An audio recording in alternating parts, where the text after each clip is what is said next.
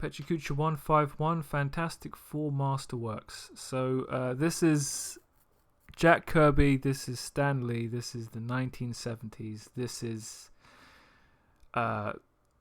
the heart of what makes these characters who they are, whatever goes forward. It's legacy pieces. This is exactly the kind of book I go to the library and I roll my eyes and I walk past. I expect it to be dated, I expect it to be contrived, and the art to be crappy. And I found, for the most part, that none of those things were actually true, or nowhere near as true as I thought they'd be. A lot like Conan. It starts with a cringeworthy introduction by Stan Lee, who effectively is saying, every time I reread these books, these stories, I'm blown away by how good they are. I don't know how we did it. It's too self-congratulatory, but it's not entirely without merit, because you know what? These stories are quite bombastic and enjoyable. One thing I would say before I go into this is I don't know if the colouring was like this in the 70s. It might have been dot screen. I'm not entirely sure who did the colouring. I think these things were recoloured, and the bright colours and the contrast of colours really does help support the enjoyability of these stories. And also Kirby's, I don't know if I'd call it dynamic, I guess compositions, like it's the thing punching all those dudes into the foreground, even though they don't go through the panel borders, you can still feel the power, but it's also the colouring as well. So what I was going to say in the previous slide is the Fantastic Four, already in the 70s, has an unexpected new member in the form of Crystal, who is one of the Inhumans, who form the crux of the first story where Mad Maximus has imprisoned the Inhumans. There's Black Bolt in this weird old cage. Susan Richards is elsewhere. And the Fantastic Four have to go help the Inhumans reclaim their, get out of their trap. One of the things that really infuriates me about the first story is the use of through, spelled Thru, in the top right-hand panel. The Human Torch says it. I know why they shortened the word, but it pisses me off because that's not how you spell it. Every time I see it, it gets me.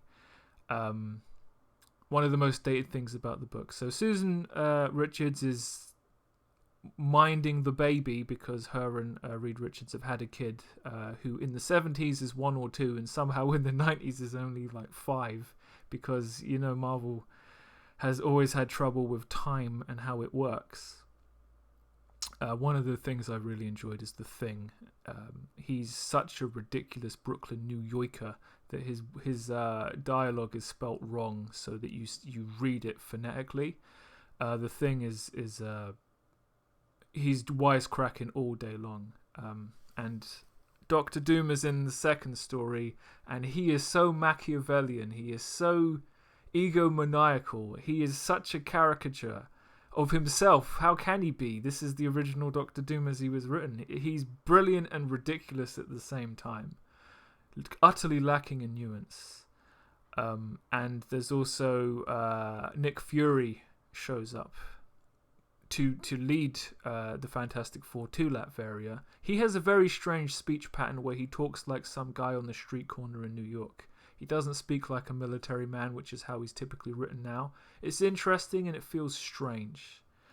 Doctor Doom has captured the Fantastic Four, hypnotized them into not thinking their powers work, and intends to keep them trapped in Latveria while people throw them parades. His plan is so insane and diabolical and egomaniacal. It's brilliant and ridiculous. It's all Saturday morning kids show stuff. And in the end, he destroys his own plan because his Nazi henchman, you heard that right, is going to flamethrower the Fantastic Four along with some famous art. And he's like, no, save the art.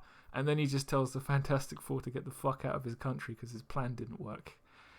And then the third story, the Fantastic Four decide, because they've got a baby on the way, they're going to move to a new house. Susan Richards finds this weird place in the woods. The whole thing is so ridiculous. I think there was something going on in the office at the time. The Marvel offices, because the thing is such a bad plot. It turns out the house belongs to Mole Man, who comes up because it goes all the way to the subterranean place where he lives. He gets in a fight with the Fantastic Four and legitimately kills Reed Richards with his electro stick.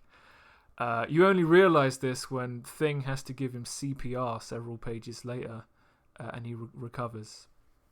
And towards the end of this story, the Thing gets captured by a Skrull, taken to another planet and forced to fight in some kind of World War Hulk thing. But this alien planet, everyone is 1930s gangsters. It's ridiculous, but whatever. What are you gonna do? You're in for a penny, you're in for a pound. And one of the things about this as well is that the Thing is incredibly strong. There is nothing he comes up against that he doesn't just Hulk smash, but with more wisecracks in a Brooklyn accent. In the 90s, he maybe he even was stronger than the Hulk. I don't know. And there was an escalation in this fight. In the first, the Thing was fighting for his life, and then they tell him if he loses, they'll blow up Earth. And as ridiculous as it was, I found it did increase the drama, and I enjoyed it all the more. And something I really didn't expect to see at the end of this was original pencils by Jack Kirby. He's got a very regimental grid system. I don't feel it hurts the art, and I'm used to seeing pencils from artists now. It's always great to see the construction behind the scenes. And the sad clown of the week is continuity, because in the Mole Man adventure, the Thing stays at the Baxter building to look after the newborn baby with his girlfriend Alicia.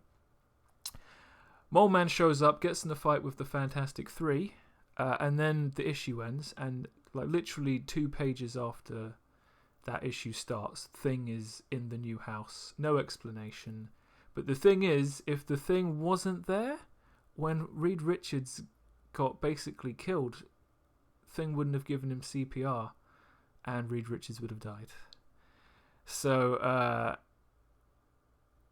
while the Thing isn't supposed to be there, that kind of prevented a time paradox thing. It's crazy. But there you go. Fantastic Four from the 70s. A darn sight better than those terrible goddamn movies they made in the 90s.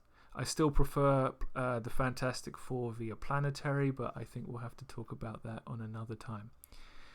So that brings us to the end of Pecha Kucha 151, and I will see you next time.